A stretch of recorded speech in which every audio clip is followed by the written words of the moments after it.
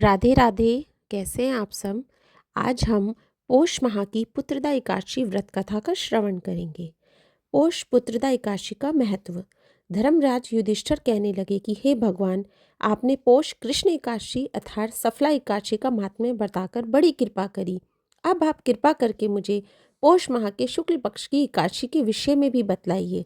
इस एकादशी का क्या नाम है तथा इसके व्रत का क्या विधान है, इसकी विधि क्या है, इसका व्रत करने से किस फल की प्राप्ति होती है और उसमें कौन से देवता का पूजन किया जाता है। कृपया यह सब विधान पूर्वक कहिए। भगवान श्री कृष्ण बोले, पोष माह के शुक्ल पक्ष में आने वाली इस एकादशी को पोष पुत्रदा एकादशी कहा जाता है। इसमें भी नारायण भगवान की पूजा की जाती है। विधि पूर्वक इस व्रत को करना चाहिए। इस चर और अचर संसार में पुत्रदा एकादशी के व्रत के समान दूसरा कोई व्रत नहीं है। इसके पुण्य से मनुष्य तपस्वी, विद्वान और लक्ष्मीवान होता है। इसमें मैं एक कथा कहता हूँ, सो तुम ध्यान पूर्वक सुनो। पोषपुत्र एकादशी व्रत कथा। भद्रावती नामक नगरी में सुकेतुमान नाम का एक राजा राज्य करता था। उसके कोई पुत्र नहीं था। उसकी स्त्री का नाम शव्या था।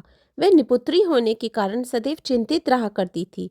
राजा के पितर भी रो रोकर पिंड लिया करते थे और सोचा करते थे कि इसके बाद हमको कौन पिंड देगा। राजा को भाई, बांधव, धन, हाथी, घोड़े, राज्य और मंत्री इन सब में से किसी से भी संतोष नहीं होता था। वह सदैव यही विचार करता था कि मेरे मरने के बाद मुझको कौन पिंडदान करेगा। बिना पुत्र के पितरों और देवताओं का ऋण मैं कैसे चुका सकूंगा। जिस घर में पुत्र ना हो उस घर में सदैव अंधेरा ही रहता है। इसलिए पुत्र उत्पत्ति के लिए प्रयत्न करना चाहिए। जिस मनुष्य ने पुत्र का मुख देखा है वह धन्य है। उसको इस लोक में यश और परलोक में शांति मिलती है, अर्थात उनके दोनों लोक सुधर जाते हैं। पूर्व जन्म के कर्म से ही इस जन्म में पुत्र, धन आदि प्राप्त होते हैं। राजा इसी प्रकार रात दिन चिंता में लगा रहता था। एक समय तो राजा ने अपने शरीर को त्याग देने का निश्चय किया, परंतु आत्मघात को महान पाप समझकर उसने ऐसा नहीं किया। एक दिन राजा ऐसा ही विचार करता हुआ अपने घोड़े पर चढ़कर वन को चल दिया तथा पक्षियों और वृक्षों को देखने लगा। उसने देखा कि वन में मृग, व्याघ्र, सुअर, सिंह, बंदर, सर्प आदि सब भ्रमण कर रहे हैं। हाथी अपने बच्चों और हाथियों के बीच घूम रहा है। इस वन में कहीं तो गीदड़ अपने कर्कश स्वर में बोल रहे हैं, कहीं उल्लू ध्वनि कर रहे हैं। वन के दृश्यों को देखकर राजा सोच विचार में लग गया। इसी प्रकार आधा दिन बीत गया। वह सोचने लगा कि मैंने कई यज्ञ किए, ब्राह्मणों को स्वादिष्ट भोजन से तृप्त किया, फिर भी मुझको दुख प्राप्त क्यों। राजा प्यास के मारे अत्यंत दुखी हो गया और पानी की तलाश में इधर उधर फिरने लगा।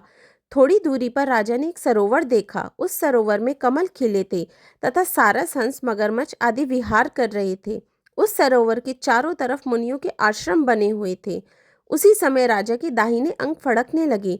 राजा शुभ शकुन समझकर घोड़े से उतरकर मुनियों को दंडवत प्रणाम करके बैठ गया। राजा को देखकर मुनियों ने कहा, हे राजन, हम तुमसे अत्यंत प्रसन्न हैं। तुम्हारी क्या इच्छा है सो कहो। राजा ने पूछा, महाराज, आप कौन हैं और किस लिए यहाँ आए हैं, कृपा करके बताइए। मुनि कहने लगे कि हे राजन, आज संतान देने वाली पुत्रदा एकादशी है। हम लोग विश्व देव हैं और इस सरोवर में स्नान करने के लिए आए हैं। यह सुनकर राजा कहने लगा कि महाराज, मेरे भी कोई संतान नहीं है। यदि आप मुझ पर प्रसन्न हो और मुझे एक पुत्र का वरदान दीजिए। मुनि बोले, हे राजन, आज पुत्रदा एकादशी है। आप अवश्य ही इसका व्रत करें। भगवान की कृपा से अवश्य ही आपके घर में पुत्र होगा। मुनि के वचनों को सुनकर राजा ने उसी दिन एकादशी का व्रत किया और द्वादशी को उसका पारण किया। इसके पश्चात मुनियों को प्रणाम करके महल में वापस आ गया। कुछ समय बीतने के बाद रानी ने गर्भ धारण किया और 9 महीने के पश्चात उनके घर एक पुत्र हुआ।